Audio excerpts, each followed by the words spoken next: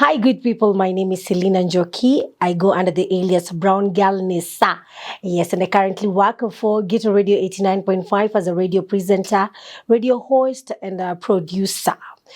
Basically, I was diagnosed with hemophilia A or acquired hemophilia in 2016 March. And basically, how it presented itself was I started having a very painful ankles, a very painful legs, very painful joints. And after going to hospital, they actually misdiagnosed me. They misdiagnosed me and started treatment for DVT, which is the exact opposite of what hemophilia A is. So basically, hemophilia A or acquired hemophilia A for my case, because you'll find that most of the time, hemophilia is a genetic condition. It is passed on to the boys, especially to boys from their mothers. But for me, it is acquired.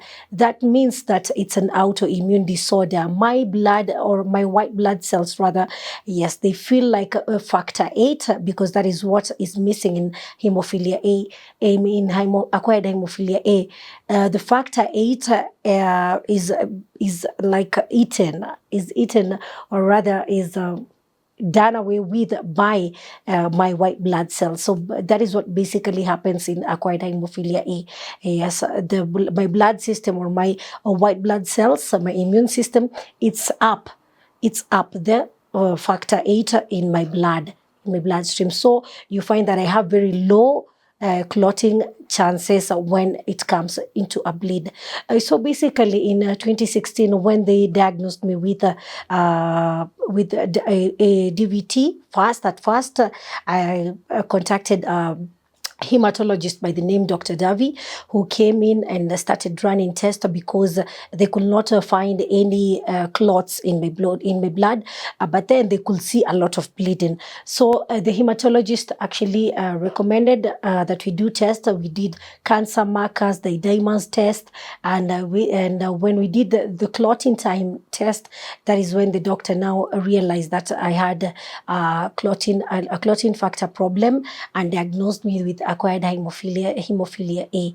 That was a lot after a lot of time in hospital. I spent like almost 1 full month in hospital trying to treat the hemophilia. Trying to find out exactly what was wrong. And I had gone through a lot of bleeding under the skin, like this. Now this is what was happening to my body. This is an ecmosis, but it's resolving. So I had a lot of them in my body, and we didn't actually know what was wrong. So when the doctor realized that it was hemophilia A, he started me on one time, I think it's a regime for autoimmune disorders of what do you call it? PDL, prednisone.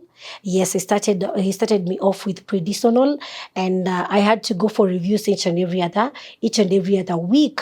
Yes, and how he used to do the reviews. He used to do clotting factor tests. He used to do clotting factors tests, APTT tests. Yes, that is what he used to do. And normally a person should clot within 37 to 50 seconds. But then my blood will go for up to 3 minutes or 4 minutes without even clotting. Yeah, so that is how they knew that if the treatment line was working or not.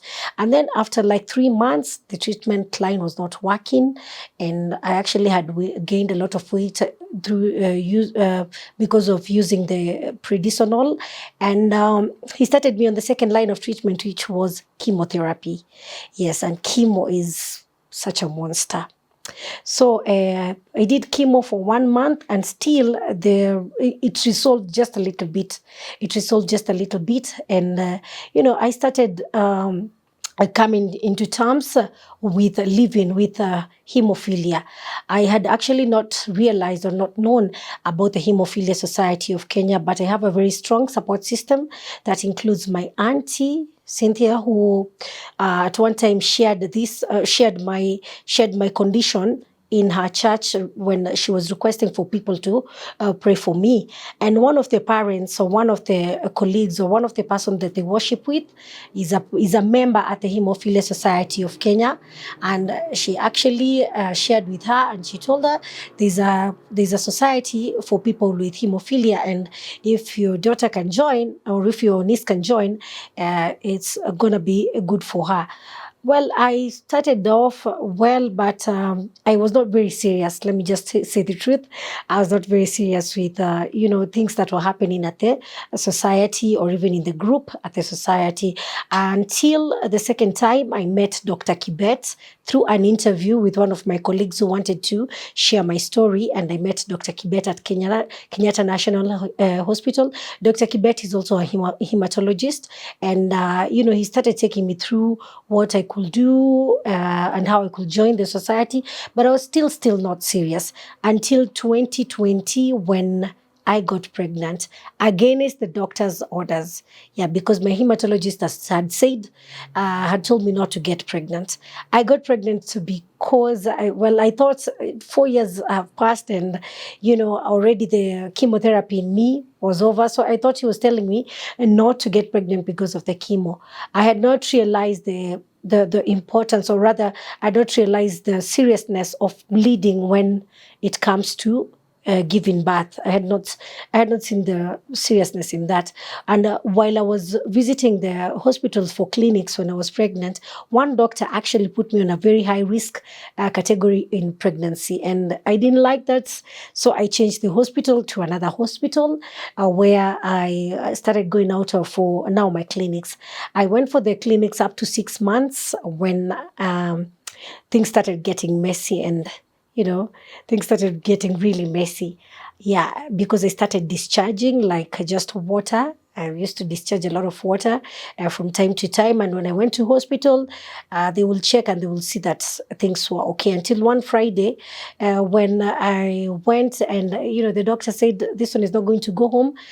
We should start her on antibiotics. But then labor pains started coming.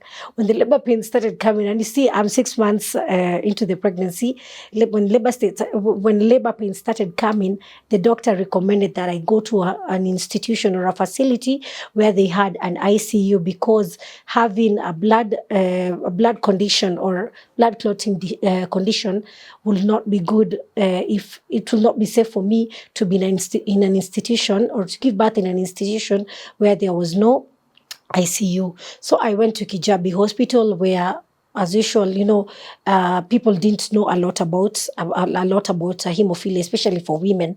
It's not very common. So when I got there, I got most of the doctors there were really good doctors. They really worked with me, and that is when now I realized the importance of the Haemophilia Society of Kenya, because they took the doctors through all that was going on and all that I needed, how I will be assisted. They gave a lot of factors, and at first, I had 2 surgeries done. I had 2 surgeries done at Kijabi. The first one was, of course, the CS because of the baby. And once the baby was out, I started passing out because I was bleeding into my stomach. My stomach was actually bleeding, and the bleeding, you don't see the blood coming out. So because you don't see the blood coming out, it doesn't mean that it's not bleeding. So my tummy was actually very big, and they took me out for the second surgery, a lap or something. I can't remember the word. So they did the second surgery, and I was shipped straight to the ICU, where I stayed for 15 days without, just without being coherent or without knowing what was happening to me. And I was unconscious for 15 days. So after 15 days, they had given me a lot of factors from the Kenya Haemophilia Society, and I started gaining my consciousness, and I started coming back into life. And God is good, because I moved from the ICU straight into the general ward, where, I was reunited with my son and I came back home.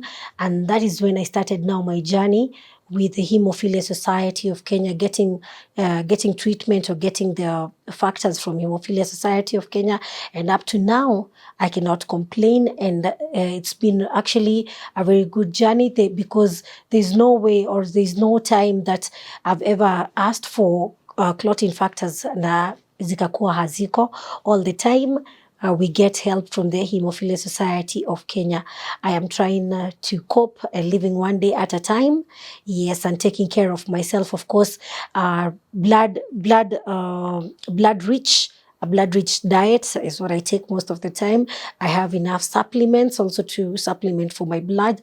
And for ladies out there, maybe if I can talk out to you about how some of these conditions happen, because you can still be there and you have hemophilia and you don't know, is some of the ladies experience a lot of hemorrhage or bleeding when it comes to your period. For me, it does not present like that. For me, my periods are very normal periods and they go for normal days and I don't overbleed. But for me, I bleed under the skin again, and also on the joints, such that before my periods, I get a lot of joint pains, maybe the legs and also the hands. Yeah, so at times you'll find my hands stuck like this because I cannot open up. But this happens mainly before my periods, and when I get a shot of the clotting factor. Sometimes it doesn't get that painful, and so far so good. It's been from 2016 up to this year, 2024. It's been 8 years. Yes, and I feel like it's a bit progressive. It's a bit progressive, and it's resolving on its own. It's resolving on its own. And thank you to the Haemophilia Society of Kenya for, providing us with the factors, even for the young boys, the factors, and even the knowledge that we need, and even advising us on how we can take care of ourselves, or how we can take care of myself as a hemophilia.